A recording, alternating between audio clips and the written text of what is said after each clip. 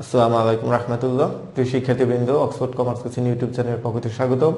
আমি আহমেদ রুবেল স্যার আছি তোমাদের সাথে হিসাব বিজ্ঞানের এমসিকিউ টিউটোরিয়ালের ধারাবাহিক প্রোগ্রামে। এই ভিডিও টিউটোরিয়ালে আমি তোমাদেরকে যে বিষয়টা আলোচনা করব সেটি হচ্ছে লিফো ফিফো পদ্ধতিতে, অর্থাৎ মজুত পণ্যের হিসাব রক্ষণ পদ্ধতিতে যে নৈবিত্তিকগুলো নিয়ে তোমাদের সমস্যা হয় সেগুলো নিয়ে।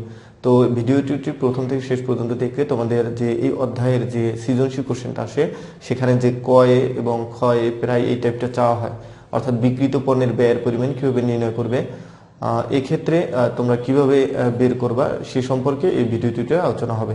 তো প্রিয় শিক্ষার্থী, দেখে আজকে আমাদের ভিডিওটিতে কি করতে বলা হয়েছে। তো দেখে আসলে আমরা যে ভিডিও টিউটোরিয়ালগুলো করি সেগুলো সমস্ত বোর্ড কোশ্চেন সলভ করা হয়।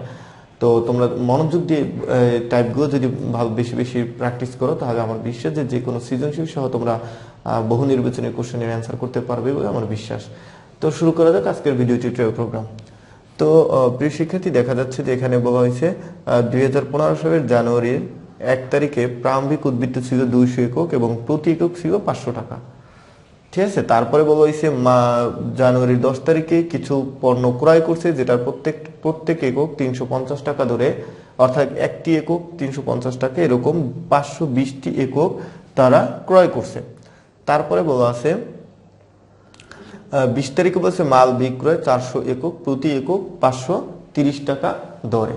তো প্রিয় শিক্ষার্থী, এই যে আমরা উদ্দীপকটা দেখছি, এরপরে সেখান থেকে আমাদের করতে বলা হয়েছে 1 নম্বর উদ্দীপকে করা বলতে হয়েছে ফিফো পদ্ধতিতে 20 তারিখের বিক্রিত পণ্যের ব্যয় কত। 20 তারিখে বিক্রিত পণ্যের ব্যয়ের পরিমাণ নির্ণয় করো। তো প্রিয় শিক্ষার্থী, এই পদ্ধতি করতে হবে, যেটি তোমাকে আগে বুঝতে হবে সেটা হচ্ছে বিক্রিত পণ্যের ব্যয়টা ফিফো পদ্ধতি কিভাবে নির্ণয় করে।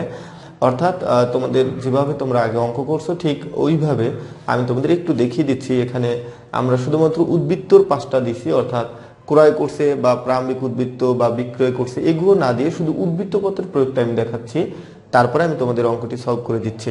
তো প্রিয় শিক্ষার্থী, এখানে দেখো যে আমাদের অঙ্কে বলা আছে প্রারম্ভিক উদ্বৃত্ত 200 একক, প্রতি একক 500 টাকা। তাহলে আমরা এটা কিভাবে, প্রারম্ভিক উদ্বৃত্ত তো আমাদের ক্রয় পাশেও যায় না, বিক্রয় পাশেও যায় না, যেটা আমরা এই অধ্যায়ের উপরে আমাদের পূর্বেকার ভিডিওতে আলোচনা করা হয়েছে। এটা প্রারম্ভিক উদ্বৃত্ত ঘরে যাবে, সেজন্য আমরা উদ্বৃত্ত ঘরে দেখো দিয়েছি যে প্রারম্ভিক জেরের পরিমাণে আমরা 200 একক দিছি, দরে আমরা 500 টাকা দিছি। তাহলে দেখো আমাদের কত টাকা আসে, প্রারম্ভিক উদ্বৃত্তটা আসে 1 লক্ষ টাকা। তো প্রিয় শিক্ষার্থী, ঠিক একইভাবে আমরা আবার পরবর্তী এন্ট্রিটি দেখি 10 তারিখে 350 একক, প্রতি একক 520 টাকা দরে, প্রতি একক 520 টাকা দরে ক্রয় করছে। তাহলে আমরা জানি এটা ক্রয় করলে কি হয়, ক্রয় করলে পণ্যটা নিচে বসিয়ে দিতে হয়, অর্থাৎ আগেরটার সাথে যোগ করতে হয় না। প্রারম্ভিক উদ্বৃত্ত যেটা আছে সেটা থাকবে, তার নিচে আমরা এটা বসিয়ে দিব, অর্থাৎ গুদামে পণ্য আসছে। ক্রয় আমি একটু সংক্ষেপে বুঝিয়ে দিচ্ছি, অর্থাৎ এটা ক্রয়ের এন্ট্রিটা। তাহলে আমরা আগের পণ্য উদ্বৃত্ত ঘরে যেভাবে ছিল 200 একক 200 একক 500 একক 500 টাকা দরে 500 টাকা দরে 1 লক্ষ টাকা, এটা কিন্তু এই প্রারম্ভিকেরটা লিখে নিছে। এরপর ক্রয় করছিলাম কত, 350 একক, যেটা আমাদের এখানে বলা আছে কত, 350 একক আমরা ক্রয় করছিলাম এবং কত টাকা দরে, 520 টাকা দরে। তাহলে সেটিও আমি তুলে দিলাম নিচে, 350 একক 520 টাকা দরে 1,82,000 টাকা। এভাবে আমরা উদ্বৃত্ত ঘরে কিন্তু যত পণ্য ক্রয় করে আমরা সাজাই, অর্থাৎ নিচে নিচে বসিয়ে দেই। এখন পরবর্তী এন্ট্রিটা কি আছে, এখান থেকে আমাদের বুঝতে হবে মাল বিক্রয় 400 টাকা, প্রতি একক 530 টাকা। তো প্রিয় শিক্ষার্থী, আমি তোমাদেরকে যেটা বলবো সেটা হচ্ছে ক্রয় লিফো ফিফো পদ্ধতিতে যখন কোনো পণ্য বিক্রি করবে সেখানে যদি কত একক কত টাকায় বিক্রি করছে এটা তোমাদের মুখ্য বিষয় না, মুখ্য বিষয় হচ্ছে কতটা পণ্য বিক্রি করছে, অর্থাৎ আমরা পণ্যের হিসাব করব, একটি পণ্য কত টাকায় বিক্রি করছে এটা আমাদের মূল বিষয় না। তাহলে আমরা দেখতে পাচ্ছি যে আমাদের কত একক বিক্রি করছে, 400 একক বিক্রি করছে। তো আমাদের কোশ্চেনে কি বলা হয়েছিল, ফিফো পদ্ধতিতে 20 তারিখে বিক্রিত পণ্যের ব্যয় কত। তো প্রিয় শিক্ষার্থী, আমরা জানি যে লিফো ফিফো পদ্ধতিতে যে পণ্যটা বিক্রি করে ওই পণ্যের যে মূল্যটা হয়, অর্থাৎ মোট যতটা পণ্য বিক্রি করে এবং বিক্রয়ের সময় ফিফো পদ্ধতিতে বা লিফো পদ্ধতিতে যে পদ্ধতি বলা হোক, যে পণ্যর মূল্যটা আসে সেটাই হচ্ছে বিক্রিত পণ্যের ব্যয়। আমি আবার বলছি, লিফো ফিফো পদ্ধতিতে যখন কোনো বিক্রিত পণ্যের ব্যয় বের করতে বলা হবে, অর্থাৎ যত একক বিক্রি করছে ওই এককটা বিক্রি করার সময় ফিফো পদ্ধতিতে কত টাকা ছিল এবং লিফো পদ্ধতিতে কত টাকা ছিল সেটাই হচ্ছে বিক্রিত পণ্যের ব্যয়। তাহলে আমরা আবার দেখি, তাহলে আমাদের এখানে ফিফো পদ্ধতিতে বিক্রিত পণ্যের ব্যয় নির্ণয় করতে বলা হয়েছে।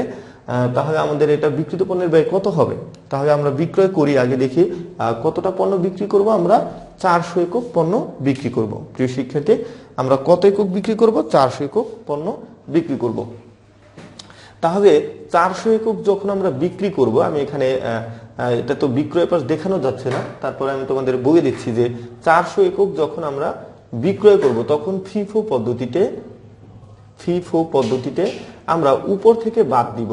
তাহলে উপর থেকে যদি বাদ দেই তাহলে আমাদের এরকম আসতো। কিভাবে আসতো আমি তোমাদের দেখিয়ে দিচ্ছি যে যখন আমরা 400 একক বিক্রি করতাম তাহলে প্রথম বিয়োগ দিতাম 200, অর্থাৎ আমরা এভাবে বিয়োগ দিতাম 200 গুণ 500 সমান সমান 1 লক্ষ টাকা। তারপরে হচ্ছে দেখো 200 একক থেকে 400 একক থেকে 200 একক যদি বাদ যায় তারপর আমাদের 200 একক দিতে হবে। তাই এই 200 একক আমরা আবার এখান থেকে বাদ দিব, অর্থাৎ আমাদের প্রথম থেকে 200 একক বাদ দেওয়া হয়ে গেছে। তো প্রিয় শিক্ষার্থী, আমরা দেখি যে আমরা 400 একক বিক্রি করতাম। 400 একক বিক্রি করলে ফিফো পদ্ধতিতে প্রথমত আমাদের উপর থেকে বাদ দিতে হবে, অর্থাৎ আমি আবার রিপিট করে দিচ্ছি, 200 একক আগে বাদ যাবে, তারপরে আমাদের বাকি আরো 200, অর্থাৎ 400 থেকে 200 বাদ দিলে আরো 200 নিতে হবে, সেটা নিতে হবে নিচ থেকে। এটা আমরা আগে শিখে ফেলছি। যারা এটা ভালো না বুঝেন আমাদের প্রথম পর্বগুলো লিফো ফিফোর পার্ট 1 2 3 4 5 6 7 যেগুলো আছে এগুলো দেখে নেন।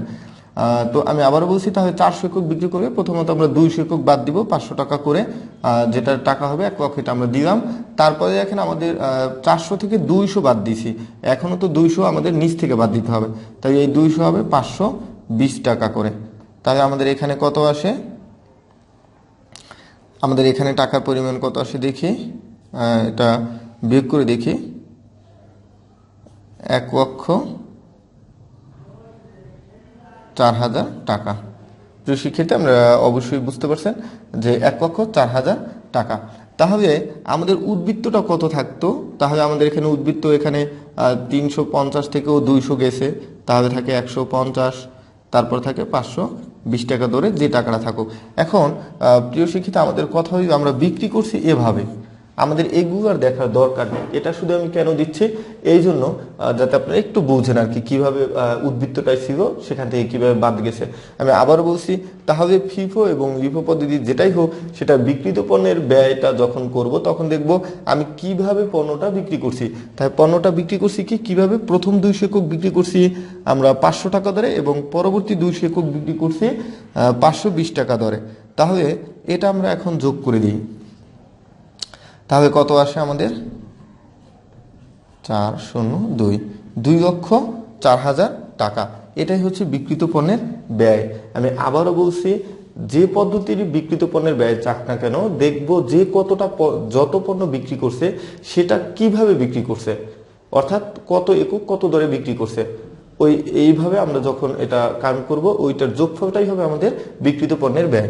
তাহলে আমরা পেয়ে গেলাম যে আসলে 400 পণ্য তার বিক্রি করছিল ফিফো পদ্ধতিতে উপর থেকে নিচে। তাই উপর থেকে নিচ থেকে যখন আমরা 400 বিক্রি করছিলাম তখন করছিলাম 200 গুণ 500 সমান 1 লক্ষ টাকা এবং 200 গুণ 520 টাকা দরে, যেটা হয়েছিল 1,04,000 টাকা। দুইটা যোগ দিলাম 2,04,000 টাকা। এটা হচ্ছে আমাদের ফিফো পদ্ধতিতে বিক্রিত পণ্যের ব্যয়। তাহলে এটার উত্তর কত? এটার বিক্রিত পণ্যের ব্যয় 2,04,000 টাকা। তো প্রিয় শিক্ষার্থী, আমরা এই পদ্ধতিটা যদি একটু কম বুঝে থাকি তাহলে আমাকে কোশ্চেন করতে পারো।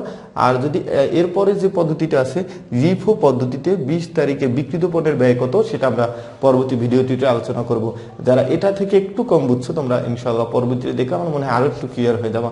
তো আচ্ছা, আমরা পরবর্তী ভিডিওটিতে আসছি লিফো পদ্ধতিতে 20 তারিখের বিক্রিত পণ্যের ব্যয় কত হবে সেটা নিয়ে, এবং এর পরবর্তীতে আমরা আলোচনা করব লিফো পদ্ধতিতে বিক্রিত পণ্যের ব্যয় নির্ণয় করলে কোম্পানি কি পরিমাণ মুনাফা হ্রাস পাবে। অর্থাৎ আমি এখানে 3টা টাইপ আলোচনা করব, যাতে তোমাদের এই অধ্যায়ের সৃজনশীল এবং নৈর্ব্যক্তিক সম্পর্কে ভালো ধারণা রাখতে পারো। তো আজকের ভিডিও আল্লাহ হাফেজ।